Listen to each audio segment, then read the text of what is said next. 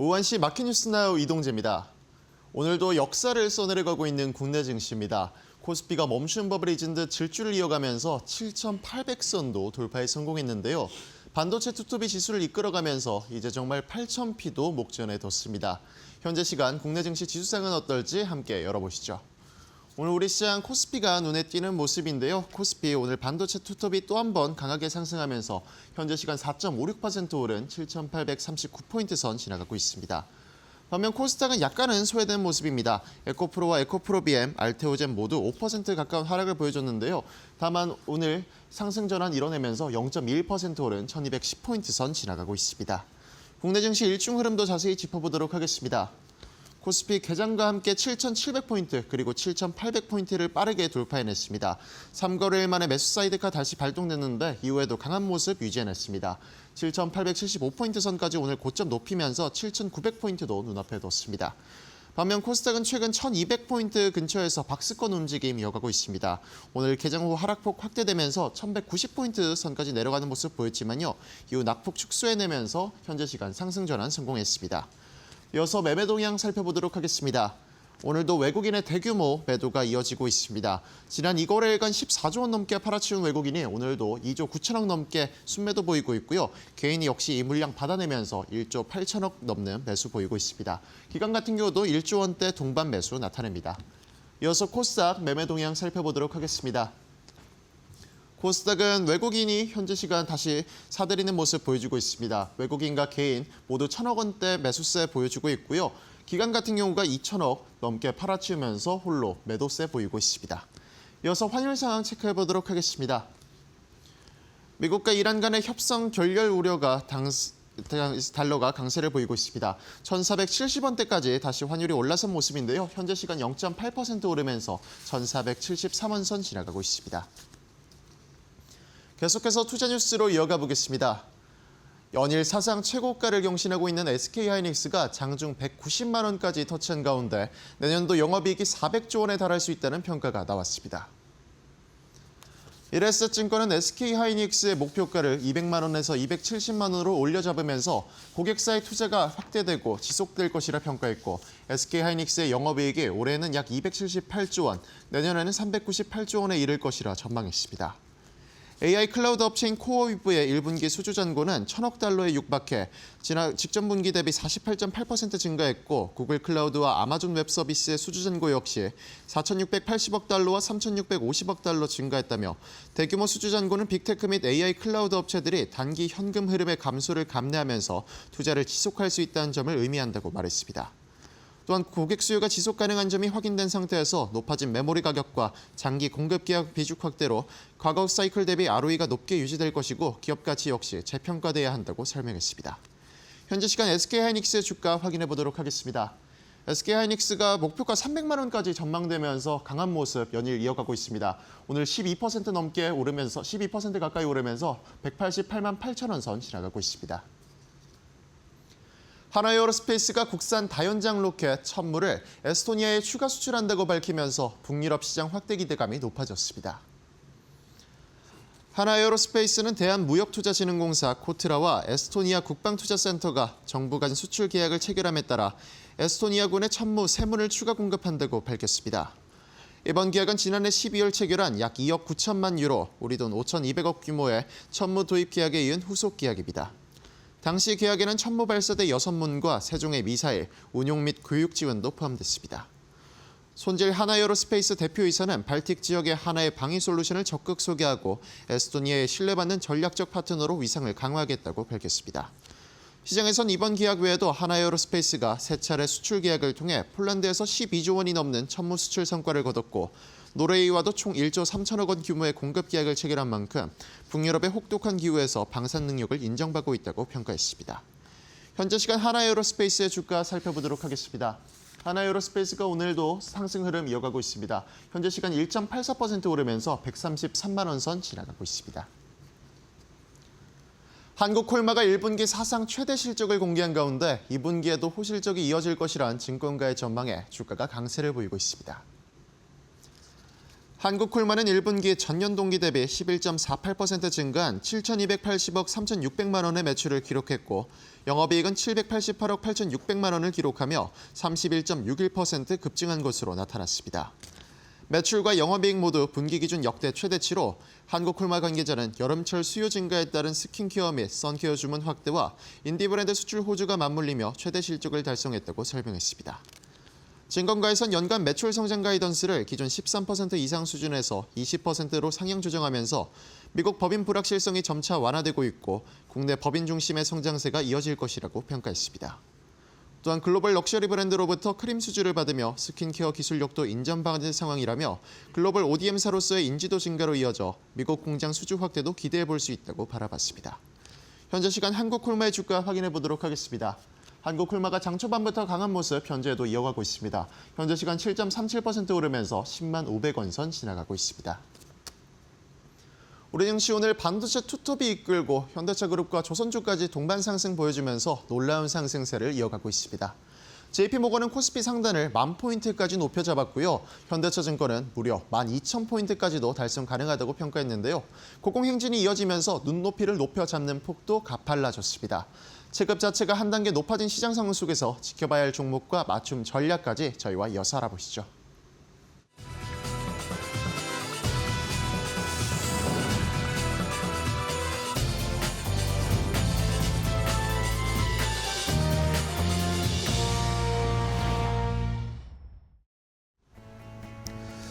자, 아웃장의 출발도 이데일리 TV와 함께 해주시죠. 마켓나우 3부로 이어가도록 하겠습니다.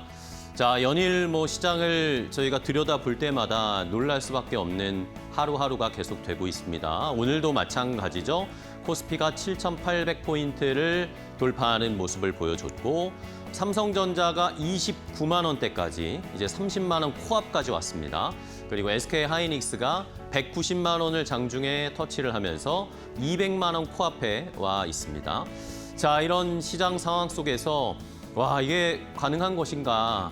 더 갈 수 있을까? 너무 높은 거 아닌가라는 그런 의견들도 있는데 앞서서도 보셨지만 좋은 의견들이 또 계속 나오고 있어요. 주말 사이에도 외국계 투자은행들에서 우리나라의 눈높이, 코스피의 전망치 계속 높여잡고 있습니다. 골드만삭스가 주말 사이에 코스피 9,000까지 가능하다라는 리포트를 발행을 했는데 그게 묻혔습니다. 왜냐하면 JP모건 체이스에서 10,000포인트 간다고 찍어줬거든요. 이러면서 시장이 계속해서 좋은 영향을 받고 있습니다. 자, 그렇다면 궁금하시죠? JP모건이 왜 코스피가 10,000포인트까지 갈 수 있다라고 전망을 하는 것일까요? 그 이유를 함께 확인해 보고요. 또 JP모건이 종목도 알려줬습니다. 우리나라 시장에서 선호해야 할 종목과 쳐다보지 말아야 할 종목을 구분해 줬는데요. 그것까지 함께 앵커 브리핑을 통해서 알아보도록 하겠습니다. 자, 말씀드린 것처럼 우리 시장에 대한 긍정적인 평가 리포트들이 계속 발행되고 있습니다. 골드만삭스가 우리나라 시장 9,000포인트 가능하다라는 전망을 제시해 줬는데 그게 나온 지 몇 시간, 불과 몇 시간 만에 JP모건 체이스의 코리아 이코티 스트래티지에 완전 묻혀버렸습니다. 우리가 코스피 10K, 10K까지 갈 수 있다. 결국에 10,000포인트까지 갈 수 있다라는 그런 전망을 제시했습니다. 자, 일단은 현황부터 볼까요? 코스피가 지난 1년, 지금 5월 초인데 작년 5월 초부터 1년 동안 코스피 최고치가 77번 경신됐습니다. 오늘까지 만약에 치면 78번째 최고치 경신하는 것이고요. 자, 이러면서 우리 시장에 대한 외국인 투자자들의 비중이 점점 늘어나고 있죠. 많이 파는 것 같지만 또 한쪽에서는 계속 야금야금 모아갑니다. MSCI 이머징 마켓 내 우리나라의 비중이 이 이머징 마켓 내에서 21%를 넘어섰습니다. 그러면 이제 거의 중국의 이머징 마켓 안에서 중국의 비중만큼 우리나라의 MSCI 이머징 마켓 내에서의 비중이 커지고 있다. 중국을 턱 밑까지 추격을 하고 있어요. 자, 중국 시장이 좋다 한 적이 굉장히 많았지만 우리 시장이 이랬던 적이 있었나요? 라고 싶을 정도이고요. 자, 그리고 이 MSCI 이머징 마켓이 중요한 게 우리나라가 MSCI 선진국 지수 편입에 도전을 하고 있습니다. 올해 아마 이 관찰 대상국에 포함이 될 가능성이 매우 높은데 그렇게 되면 추가적인 외국인들의 수급이 더 들어올 수 있다라는 걸 상기를 하셔야 되겠고요. 자, 그리고 제가 지난주에도 보여드렸던 것 같은데 전 세계 이 빅 회사들 시가총액 1위부터 15위까지를 보여드렸었는데 뭐 1위가 뭐 엔비디아, 2위가 구글, 알파벳 뭐 이런 식으로 쭉 내려왔잖아요. 삼성전자가 11위라고 말씀을 드렸는데 글로벌 시가총액 상위 20개 기업 안에 우리나라 회사가 삼성전자, SK하이닉스 2개가 있습니다. 이게 대부분 미국 기업들이 다 차지를 하고 있는데 상위 20위 안에 뭐 사우디 아람코 정도가 있죠. 근데 우리나라의 회사가 전 세계 시가총액 상위 20위 중에 2개가 있습니다. 그러니까 어쨌든 미국 다음으로 우리가 제일 많은 거예요. 그렇게 시장이 바뀌었습니다. 자, JP모건 이러면서 한국에 대한 의견을 제시했습니다. 한국은 여전히 아시아 시장에서 최선호 시장이다. 이 입장을 바꾸지 않겠다라고 의견을 제시했고요. 뭐 기본적인 베이직 케이스, 스탠다드 케이스를 생각을 했을 때 지금 패턴대로 간다라고 하면 무난히 9,000포인트까지는 갈 수 있다라고 얘기를 했고요. 만약에 좋은 시나리오들이 다 겹치고 불확실성들이 해소된다라고 하면 불 케이스에서 10,000포인트 제시했고요. 만약에 뭔가 나쁜 일들이 벌어지면서 베어 케이스가 나타날 경우에는 그래도 최하단은 6,000 정도까지 방어를 해줄 것이다라고 이렇게 전망을 해주었습니다. 자, 왜 그럴까요? 여러 가지 이유가 있는데 JP모건은 입장을 명확히 했습니다. 지금 한국의 이 코리아 랠리에서 섣불리 하차하지 않겠다라는 의견을 제시했습니다. 자, 고질적인 우리나라의 코리아 디스카운트 이것이 해소되고 있다. 상법 개정하려는 움직임들이 계속 이어질 것이고 자사주 의무 소각도 해야 할 것이고 대기업들의 지배구조 개혁도 이어질 것이다 라고 하면서 작년부터 우리 시장의 상승에 중요한 포션을 차지한 것 중에 하나가 이 거버넌스 개혁이라는 겁니다. 이 파란 부분입니다. 거버넌스 개혁이 시장의 밑바탕을 받쳐주고 있고 여기에 우리가 잘 알고 있는 이제 AI 모멘텀의 확장, 자연스럽게 삼성전자, 하이닉스의 리레이팅, 이것에 따른 실적에 대한 앞으로의 기대감, 그리고 추가적인 상승 여력, 아직도 저평가되어 있는 상황, 이런 것들이 이만큼의 상승분을 또 차지하고 있는 것이고요. 여기에 플러스 알파로 이제 전쟁이 있고 나니까 글로벌 안보와 에너지가 매우 중요해졌다라는 거 많이 들으셨죠? 거기에서 우리나라가 삼성전자, 하이닉스를 제외하고 방산이라든지 전력기기라든지 이런 제조업에서의 수익률도 역시 좋다라는 겁니다. 삼성전자, 하이닉스를 빼더라도 방산, 전력기기 아니면 조선 이런 쪽에서의 수익률이 다른 일반 아시아 지역 내 벤치마크를 훨씬 상회하고 있다는 겁니다.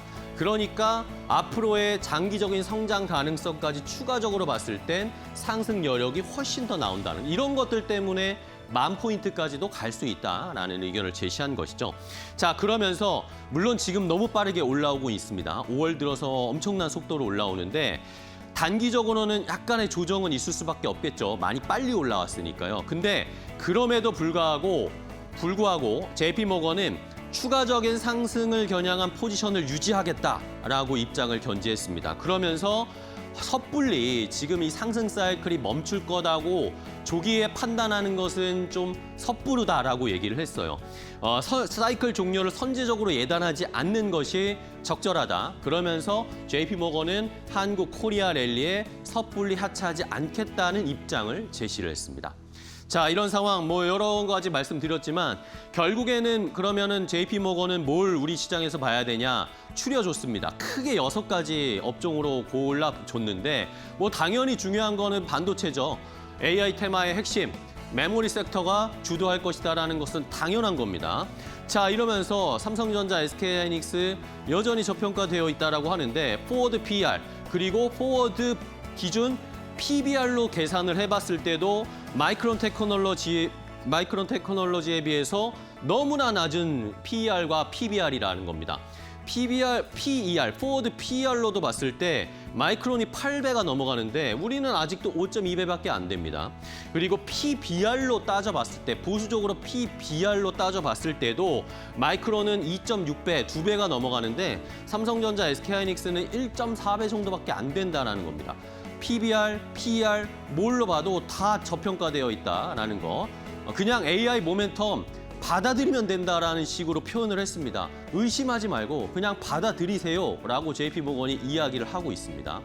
자, 여기에다가 추가적으로 아까 말씀드린 추가적인 장기 상승할 수 있는 추가적인 삼성전자, SK하이닉스를 제외한 선호주, 선호업종은 뭘 봐야 하냐라고도 역시 찍어줬는데요. 자, 지배구조 개혁 수혜, 자사주 소각이 특히 강하게 주가를 끌어올릴 것이다. 지주회사, 보험사들 있을 것이다라고 잘 봐야 된다라고 했고요. 배당소득 분리과세 때문에 배당으로 또 돈을 많이 벌 수 있을 은행, 자동차, 통신, 그리고 시장의 거래량, 주식이 지금 화랑이잖아요. 증권사 당연히 봐야 되겠고요. 그리고 아까 말씀드린 다양한 장기 성장 산업, 방산, 전력, 로봇, 원전, 우주, 조선 다 좋답니다. 이러면서 주가 잘 가고 있다고 하고요. 자, 이러면서 종목 리스트를 쫙 펼쳐줬습니다. 삼성전자, 하이닉스 당연히 들어가야 되죠. 현대차 들어가야 되죠. 삼성물산, 삼성전기, 하나에어로스페이스, 삼성생명, 현대일렉트릭, 신한지주, SK지주사, 한국조선해양, LG화학, APR, 이수페타시스 이렇게 잡아줬습니다. 이런 종목들 가지고 계신 분들이라면 뭐 그냥 계속 가는 거고요. 아니라면 좋은 기회를 잘 포착을 하셔야 되겠죠. 결국에는 10,000포인트를 만드는 건 이런 종목들과 업종이다라는 겁니다. 자, 이런 뭐 좋은 것도 말을 해줬지만 JP모건이 우리 시장 너무 좋지만 그래도 조금 피해야 되는 종목들도 좀 있다라고 하면서 너무나 공교롭게 딱 3가지를 찝었어요. 포스코 퓨처엠, 2차 전지 쪽인데 아쉬운 그런 의견이 나왔고요. 그리고 이것은 현대해상입니다. 현대해상 보험주가 아까 좋을 거라고 했는데 지배구조 개편이나 이런 쪽에서 현대해상은 뭐 수혜를 못 받는 건지 현대해상은 별로다라는 의견을 제시했고요.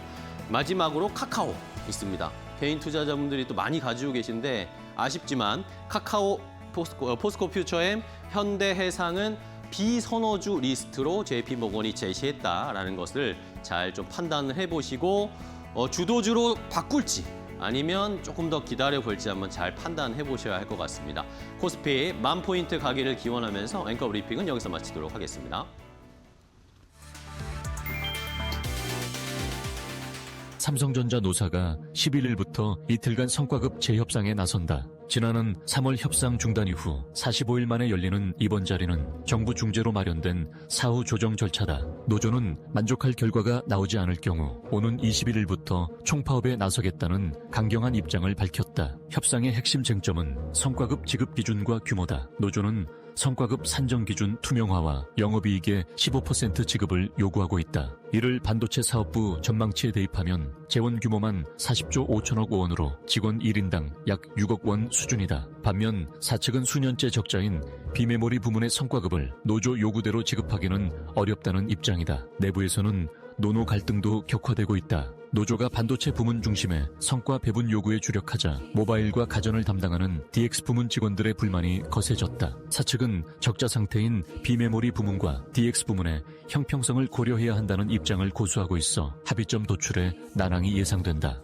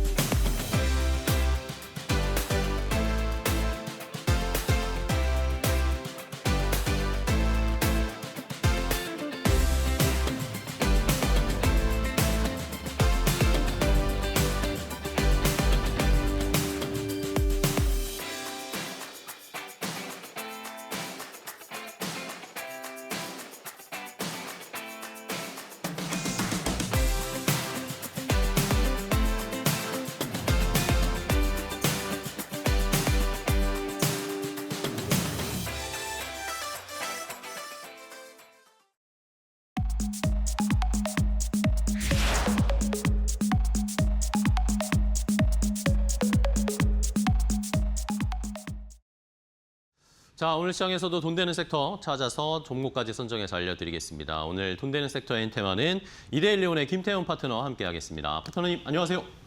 네, 반갑습니다. 자, 오늘도 신고가 행진을 펼치고 있는 코스피에서 또 돈 되는 섹터 찾아봐야 되겠죠.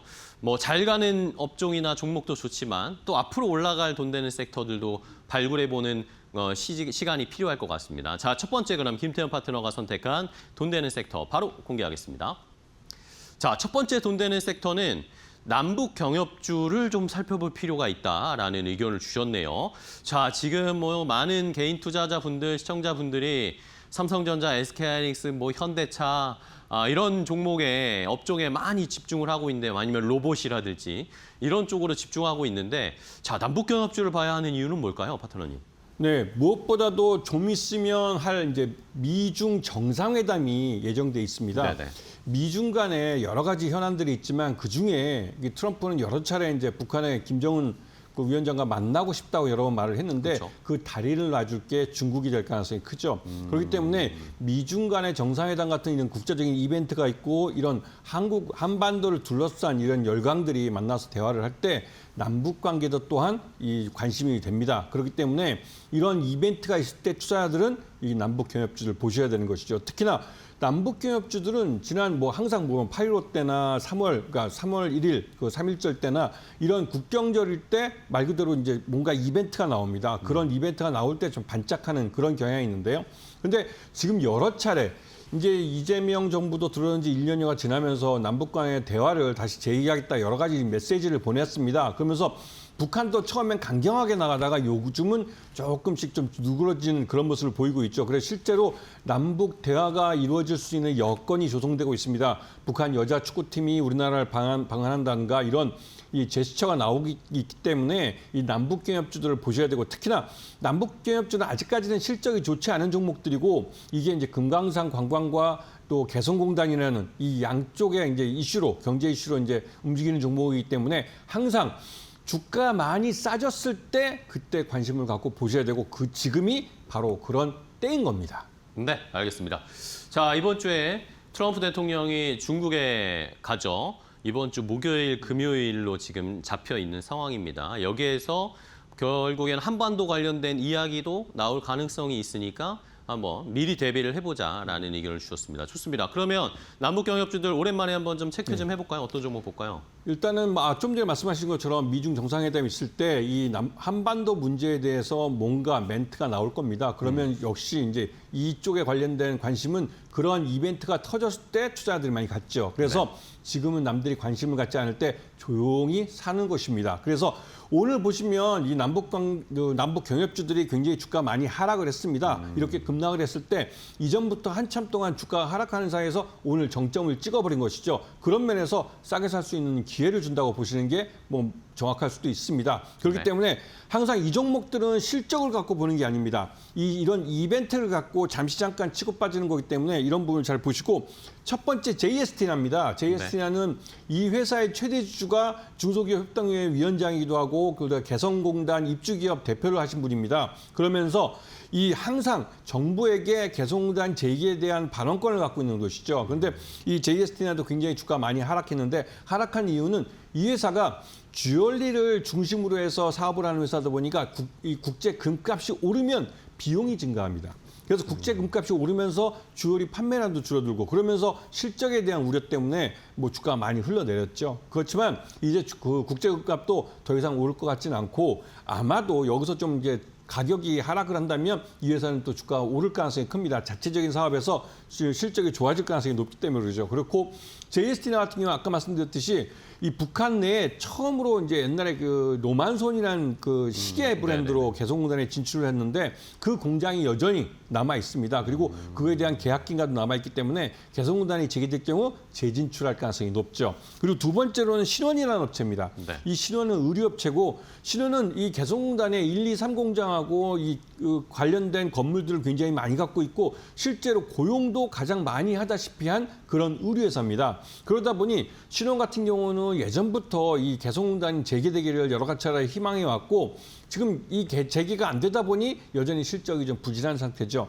하지만 이 회사가 갖고 있는 브랜드들 뭐 베스트밸리나 C, 비키 뭐 이런 브랜드는 백화점에도 입점해 있는 브랜드이기 때문에 여러분이 굉장히 친숙한 브랜드고 굉장히 오래된 브랜드입니다. 그래서 경쟁력이 있는 회사이고 여전히 뭐 OEM이나 ODM 통해서 해외 수출도 많이 하고 있는 그런 회사이기도 합니다. 그래서 이 회사 같은 경우는 그 마찬가지로 신원 같은 경우는 개성공단이 오픈되면 다시 재진출할 가능성이 높고 이게 지금은 언제 될지 모른다라고 하지만 하루 아침에 될 수도 있습니다. 이미 남북 간에 여러 가지 언더테이블에서 대화가 되는 것이 대화가 이루어진다라고 추정해 볼 수 있는 여러 가지 제스처들이 나오고 북한 여자 축구팀이 갑자기 하늘에 뚝 떨어져서 한국을 방한하겠다 이런 건 아니겠죠. 그 전에 뭔가 대화가 있는 것 같습니다. 그리고 북한도 많이 누그러졌습니다. 시간 이야기라고 이제 조만간 개성공단도 그렇고 금강산강도 재개될 가능성이 높아 보입니다. 네, 알겠습니다. 자, 남북경협주 대표적인 종목들은 역시 개성공단에 입주했던 그런 기업들이 많이 부각이 되죠. 그런 의미에서 신원과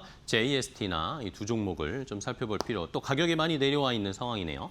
자, 그러면 남북경협주 중에 아까 말씀해 주셨지만 이런 기업들이 실적이 받쳐주는 건 아니잖아요. 좀 네. 탑픽 종목으로 그래도 안정적으로 볼 수 있을 건 뭘까요? 묻지도 따지도 말고 현대 엘리베이터입니다. 현대 엘리베이터. 현대 엘리베이터가 남북 경협을 총괄하는 현대 아산의 최대 주주입니다. 네네. 그러다 보니 북한하고 어떠한 경협이 이루어지면 가장 먼저 우선권을 갖는 건 현대 아산이고 그 현대 아산의 최대주주가 현대 엘리베이터이기 때문에 현대 엘리베이터가 결국은 그 수혜를 가져가는 것이죠. 그리고 기본적으로 현대 엘리베이터는 국내 엘리베이터 시장 1위 업체입니다. 그리고 앞으로는 해외 사업을 늘려가서 해외에서 매출의 50% 이상 올리겠다고 목표를 제시하고 그걸 차근차근 해가고 있는 그런 회사이기도 합니다. 그러면서 현대 엘리베이터가 이제는 국내에서 이런 고층 빌딩에 엘리베이터를 납품하는 그런 회사일 뿐만 아니라 세계적으로도 고층 빌딩에 현대 엘리베이터가 들어가는 그런 회사가 되는 것이죠. 그래서 자체 사업에서도 실적을 꾸준히 내고 있고 주주 환원을 강화하겠다고 하는 그런 회사이기도 합니다. 그런 면에서 현대 엘리베이터를 잘 보셔야 되고 매수가는 98,000원, 그다음에 목표가는 15만 원, 그다음에 손절가는 94,000원을 제시해 드리겠습니다. 네, 알겠습니다. 자, 실적도 든든하게 뒷받침되어 있고 또 북한과의 대북 사업도 예전부터 추진해왔던 현대 아산의 지분을 갖고 있는 현대 엘리베이터 지금 가격에서 충분히 좀 공략해볼 가능성 좋은 조건이다라는 의견을 주셨습니다. 남북경협주 첫 번째 돈 되는 섹터 함께 확인을 해봤습니다. 자, 다음 또 김태현 파트너가 생각하는 두 번째 돈 되는 섹터는 뭘지 바로 공개하면요. 이번에는 진단 키트주를 좀 봐야 된다라는 의견을 주셨네요. 자, 진단 키트주면은 저희가 한 5, 6년 전에 사실 코로나 때나 봤던 진단 키트주 아닌가라는 생각도 드는데 뭔가 또 우리가 봐야 할 이슈가 있을까요? 네. 예전에는 한 2년 전만 해도 우리나라 이 진단키트 업체들이 모두 너나 할 것 없이 코로나 진단키트에 올인했습니다. 그쵸. 하지만 그러다 보니 공급 과잉이 발생하죠. 그리고 이미 코로나는 여러 가지 변이를 일으켰지만 중국이 너무 싸게 만듭니다. 그러다 보니 코로나 진단 키트에서 진짜 정밀하게 딱 잡아내는 것 외에는 그만큼 이제 비싸게 가격을 받는 진단 키트죠.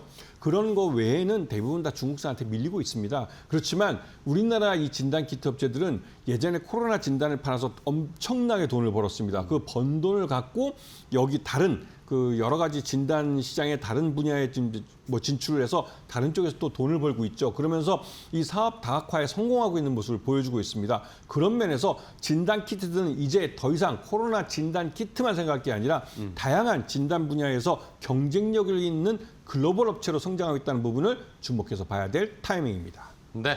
자, 이 코로나 진단 키트만 생각할 필요가 없고 다른 쪽으로 진단 시장, 진단 키트 시장을 더 확장시키고 확대하고 있다라는 포인트도 지켜봐야 되겠고 최근에 사실 한타 바이러스 이런 것도 또 다시 출몰하고 있다라는 그런 소식들도 나오고 있더라고요.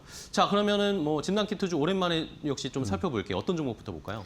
네, 좀 전에 말씀하신 그 한타 바이러스라는 게 우리나라 한탄강에서 잡은 들쥐에서 뽑아낸 어떤 병영군인가 각 유전체를 갖고 이 한타박스라는 이 백신을 처음으로 전 세계 최초로 우리가 개발을 했습니다. 그러면서 이게 이제 한타 바이러스에 대해서 유일한 백신이라는 말을 듣고 있죠. 근데 그게 벌써 한 3, 40년 전에 개발을 한 겁니다. 그리고 네. 실제로 지금도 녹십자에서는 우리가 이제 야외에서 들쥐에게 노출될 수 있는 환경에서 일하시는 분들에게는 지금도 접종을 하고 있습니다. 왜냐하면 지금도 우리나라에서 한타 바이러스로 몇 분이 돌아가시고 있을 만큼 굉장히 치명적인 이 치사율을 갖고 있는 그런 질병이기도 합니다. 감염병이기도 하고요. 자, 그러니까 이런 진단기기 중에 가장 대표적인 업체는 아마 중견기업 중에 수젠텍이라는 회사가 있을 겁니다. 네네. 이 수젠텍도 분자진단 쪽에 굉장히 특화된 업체인데 이 업체도 코로나 진단키트 갖고 꽤 재미를 봤습니다. 하지만 그 이후로는 여성의 여러 가지 질환에 대한 진단키트들이나 다양한 시장으로 이제 다변화하면서 다른 쪽에서 수익을 내고 있죠. 그러면서 이 업체 같은 경우는 코로나19 변이 바이러스 중에 요즘 최근 유행하고 있는 시카다라는 게 있습니다. 시카다에 대해서도 이 진단 키트를 개발해내서 나름대로 기술력을 인정받고 있는 회사고 그런 기술력을 갖고 중동이나 다른 동남아 시장 이런 새로운 해외 시장을 개척하고 있습니다. 그런 면에서 이 회사도 주목해서 보셔야 되고 두 번째는 그 녹십자 MS라는 회사입니다. 네네. 이 녹십자 MS 같은 경우는 체외 진단 쪽에 특화돼 있지만 이 업체는 또 한 가지가 이제 혈액 투석액을 전문적으로 만드는 회사입니다. 그래서 녹십자 내에서 혈액 투석액을 갖고 돈을 벌고 있는 회사죠. 그러면서 그 번 돈을 갖고 체외 진단 쪽에 투자를 하고 있는 회사입니다. 그러면서 이 회사가 갖고 있는 지금 녹십자 좀 전에 말씀드렸던 한타 바이러스의 유일한 백신인 한타박스를 이제 제조하는 회사입니다.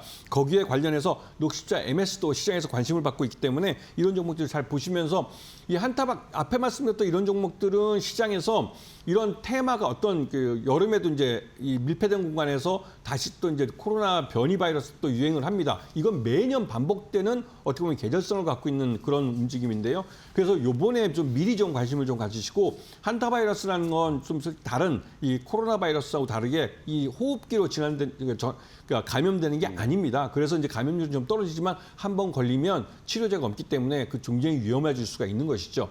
자, 그래서 이러한 종목들은 이벤트적으로 보시고 나중에 말씀드릴 종목은 실적을 갖고 볼 수 있는 종목도 다시 소개를 해드리겠습니다. 네, 알겠습니다.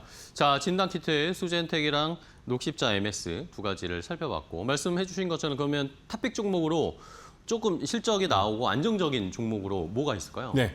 부지도 따지지 말고 시젠입니다. 시젠? 이 업체가 진단 쪽에선 1위 업체입니다. 네네. 1위 업체고 나름대로 이 업체가 코로나 때 얼마나 돈을 많이 벌었냐면 거의 1년에 한 조 단위로 돈을 벌었습니다. 그런데 진단 키트라는 게 이미 개발비를 다 뽑아놓은 상태고 말 그대로 물방울, 그러니까 물방울 하나 같은 거 갖고 키트를 100개씩 만들어내기 때문에 돈을 엄청 많이 벌었죠. 여러분 송파에 가보시면 시젠이 빌딩을 갖고 있는데 맞아요. 그 빌딩이 으리으리합니다. 거기다가 이런 부동산 자산도 갖고 있고 그런데도 불구하고 현금성 자산을 7천억을 갖고 있습니다.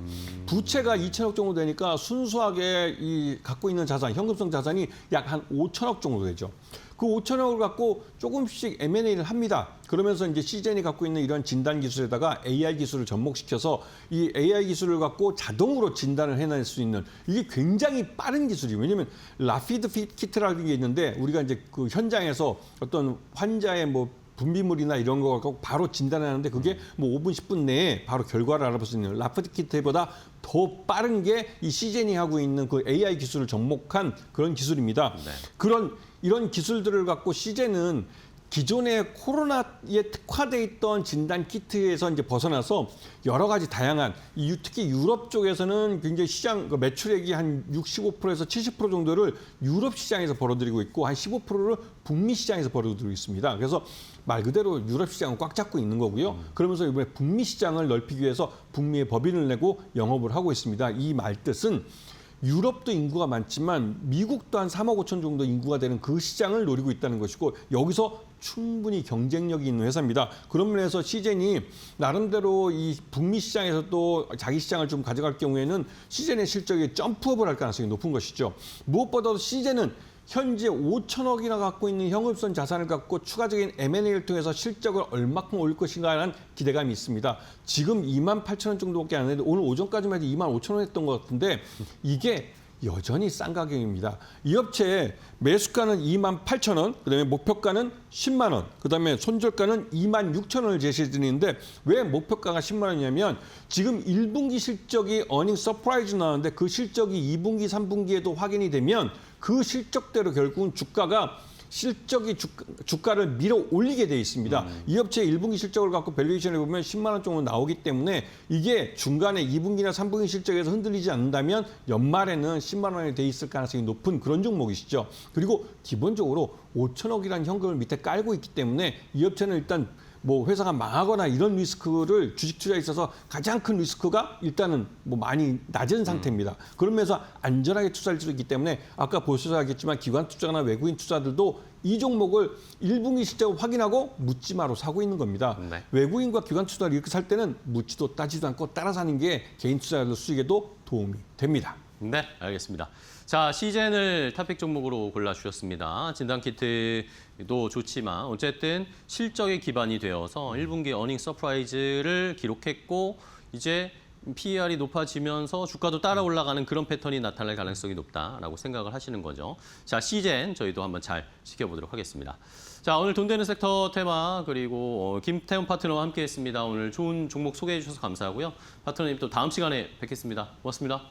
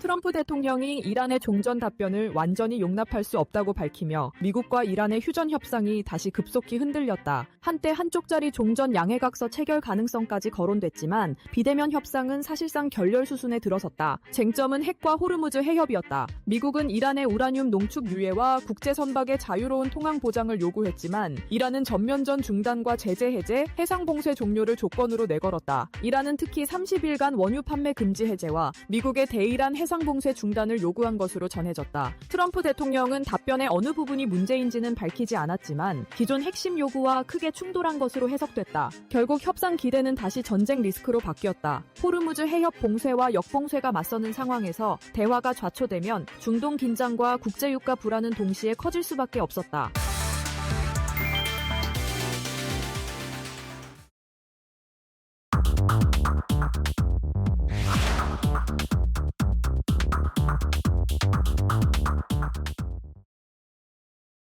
자, 마켓나우 3부 함께하고 계십니다. 시장의 분위기는 여전히 너무 좋습니다. 코스피 지금 4% 넘게 5% 가까이 상승세를 나타내고 있습니다. 7,857포인트, 7,900선까지 도전을 하고 있고요. 이제 8,000포인트도 얼마 남지가 않았습니다.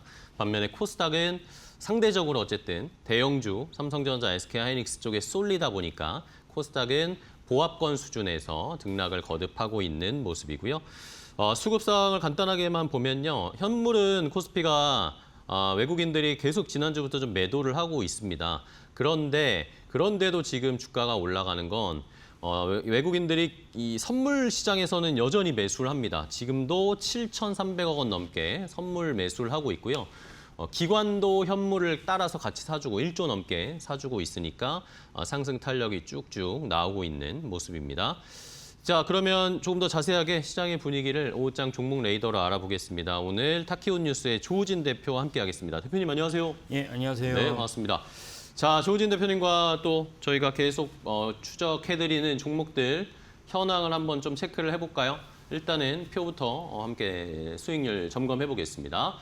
자, SK하이닉스가 무려 400% 가까이 저희가 작년에 말씀드린 이후 상승세를 유지하고 있고요. 점점 높여가고 있습니다. 두산 에너빌리티도 결국엔 또 100%가 넘었어요. 10만 원대 넘어갔죠.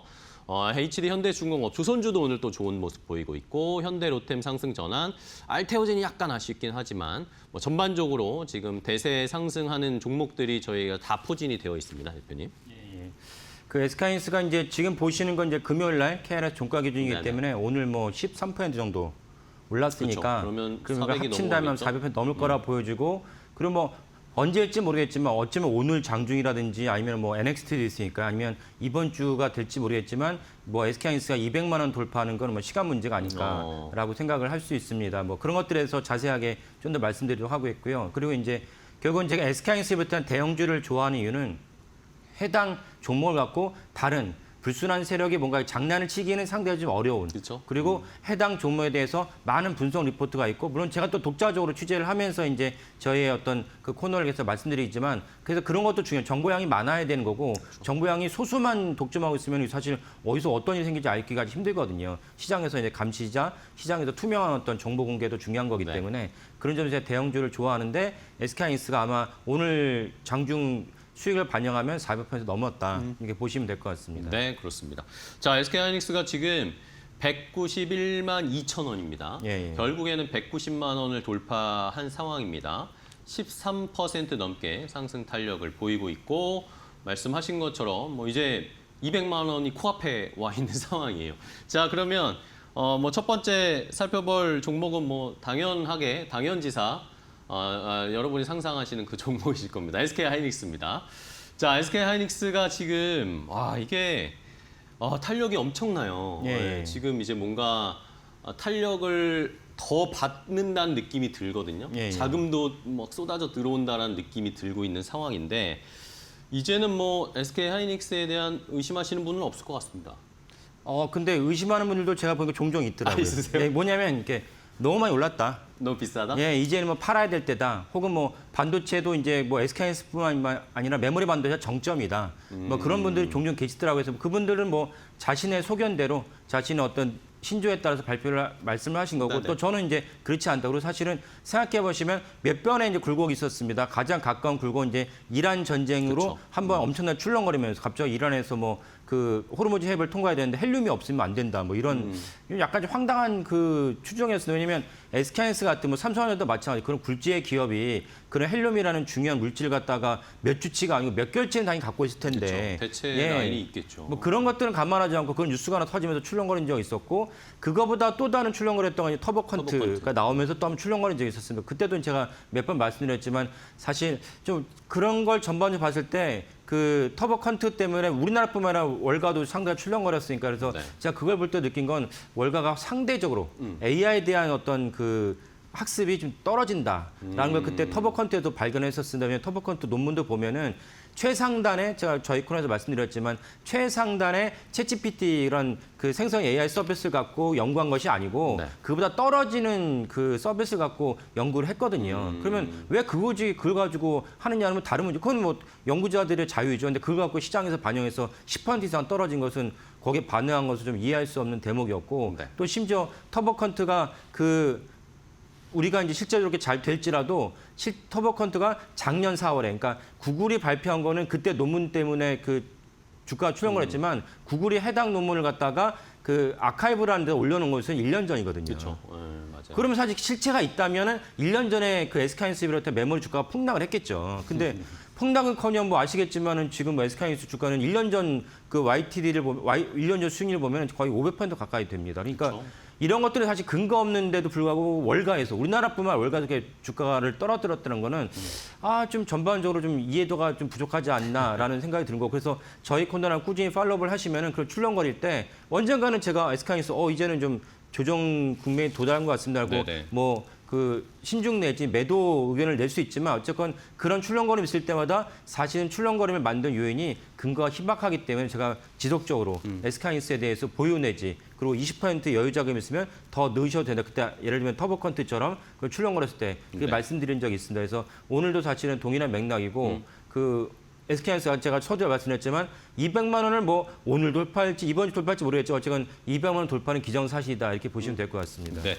자, 그러면 어쨌든 뭐 지금 뭐 HBM이나 메모리가 필요한 엄청난 수요가 폭발하고 있다라는 건 이제 다들 이해를 한 예. 상황이시고 그런데 최근에 주가가 기하급수적으로 빠르게 올라온 이유는 또 찾는 이유가 어쨌든 이제 외국계 자금들이 예. SK하이닉스에 더 들어올 수 있는 여건들이 확보됐다 이런 의견들도 많거든요. 미국의 개인 투자자들이 이제 바로 우리를 매수할 수 있게 된다거나 이런 것들도 그리고 또 뭐 MSCI 선진국 지수 많이 편입된다. 뭐 이런 것들도 좋은 호재가 아닐까요? 예, 맞습니다. 그래서 최근에 SK하이닉스가 올라가겠지만 이렇게 급등하게 된 여러 이유 중에 하나는 이제 뭐 좀 더 자세히 말씀드리겠지만은 그 IBKR을 그러니까 미국에 있는 개인 투자자들이 MTS처럼 이제 우리나라 SK하이닉스를 뭐 그건 SK하이닉스뿐만 아니라 삼성전자도 마찬가지고요. 그런 우량 종목들을 살 수 있는 유통체는 열렸다. 그 때문에 SK하이닉스가 지난주부터 엄청나게 급등을 했습니다. 그러니까 결국 수급의 문제가 일정 부분 완화되면서 SK하이닉스 주가가 올랐다고 보시면 되겠고 우리가 수십 년간 제가 이 주식시장에 직접 발을 딛거나 발을 딛지 않고 제가 이제 다른 이제 과학기자 형태로 이제 저널리즘에 종사했을 때나 네. 언제나 이렇게 언론에서 이제 나오는 제목이 코리아 디스카운트 아닙니까? 근데 네네. 코리아 디스카운트가 여러 가지 행보가 있는데 그중 하나는 무엇이냐? 외국에 특히 미국에 있는 투자자들이 한국에 좋은 종목이 뭐가 있는지 몰라요. 그렇죠. 아니, 뭐가 있는지 모르고 당연히 뭐가 있는지 모르는데 어떻게 사겠습니까? 근데 그런 코리아 디스카운트가 사실 SK하이닉스가 ADR을 늦으면 7월 안에는 뭔가 좀 가시적인 뭔가 성과가 나올 거로 보입니다. 그래서 ADR을 갖다 나온다면 SK하이닉스 코리아 디스카운트를 완화될 것인데 근데 그 ADR 이전에 아까 말씀드린 IBKR이 삼성증권과 더불어서 미국에 있는 개인 투자자들이 SK하이닉스를 살 수 있는 여러 채널을 열어놨다. 그러면서 이제 외국 투자자들도 많이 물밀듯이 이제 자금이 들어왔다 보시면 되겠습니다. 그러니까 결국 ADR이 7월에 언젠간 되겠죠. 7월이 되면 좋겠고 설령 7월 안 되면 8월에는 되겠지만 ADR이 7월에 가시로 된다면 SK하이닉스에 대한 주가에 대한 그 리레이팅이 한번 올라갈 것이다. 이런 관점에서 보시면 되겠고 그 삼성전자 왜 안 하느냐 하면 좋죠. 왜 안 하는지 저는 잘 모르겠습니다. 어쨌건 그 이유 때문에 저는 지속적으로 제가 방송한 거 댓글이라든지 주위에서 그 개인적으로 의견을 주신 분들 중에서 아니 왜 그렇게 삼성전자보다 SK하이닉스를 더 선호하냐 여러 가지 이유가 있지만 이 수급이라는 측면을 봤을 때 적어도 삼성전자는 ADR을 발행할 의사가 없어 보이니까 굳이 그렇다면 우리가 거기에 수급에 대해서 도움이 안 되는 삼성전자에 우리가 왜 뛰어드냐. 노조가 아닙니다. 노조 문제는 아니고 SK하이닉스가 수급에서 가장 강력한 ADR을 하겠다고 그러는데 우리가 굳이 SK하이닉스 외면할 필요는 없다라고 말씀드린 것이고 그 수급에서 완화가 되면서 지난주에 그 엄청난 주가 상승을 거뒀다 이렇게 보시면 될 것 같습니다. 네. 자, 결국에는 좋은 평가 저평가되어 있는 상황 이런 것들이 상존에 있었고 여기에 플러스 알파로 이제 외국계 자금들이 훨씬 더 수월하게 들어올 수 있는 길들이 열린 것이죠.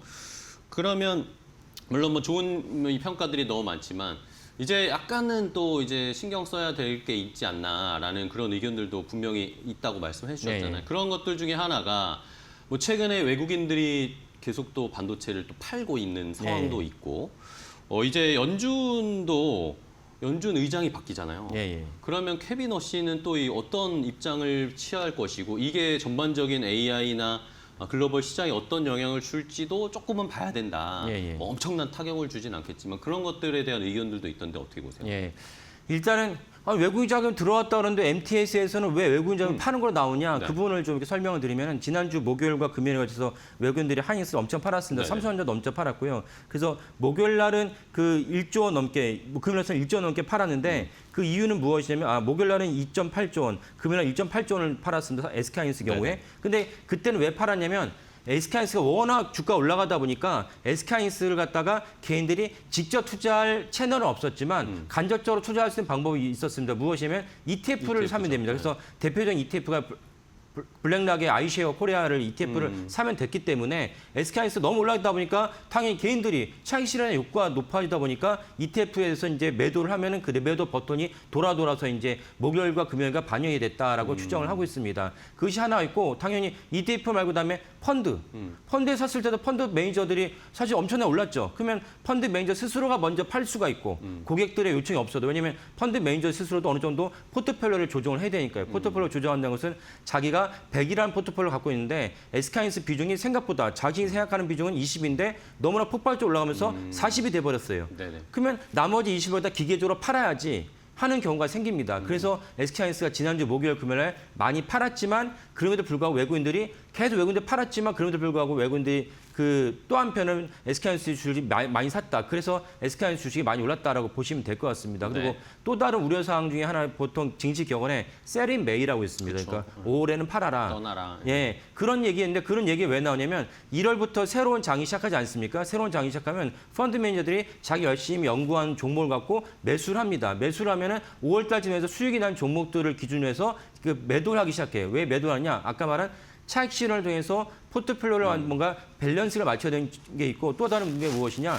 여름 휴가를 가야 되니까 그 전에 미리 팔아보고 싶은 마음들이 큽니다. 그래서 셀인 메이 때문에 사실 5월 달에도 저도 약간 조정이 되지 않을까 싶었는데 그 조정하는데 또 다른 조건이 있었는 조건이 뭐죠? 고용 지표가 잘 나왔어요. 그렇다면 케빈 워시도 우리가 우려할 필요 없다. 그래서 셀인 메이보다는 사실 SK하이닉스의 주가가 더 올라갈 가능성이 높다라고 보시면 좋을 것 같습니다. 알겠습니다. 자, 이렇게 SK하이닉스 너무 잘 가고 있지만 좋은 점과 우려하고 고려해야 봐야 될 점 잘 한번 이야기 나눠봤습니다. 오늘 좋은 인사이트 주셔서 감사하고요. 대표님 다음 시간에 또 뵙겠습니다. 고맙습니다. 네, 감사합니다. 네. 자, 마켓나우 3부 저희가 준비한 종목은 여기까지고요. 내일 또 더 좋은 종목 가지고 1시에 인사드리겠습니다. 시청해주신 여러분 고맙습니다.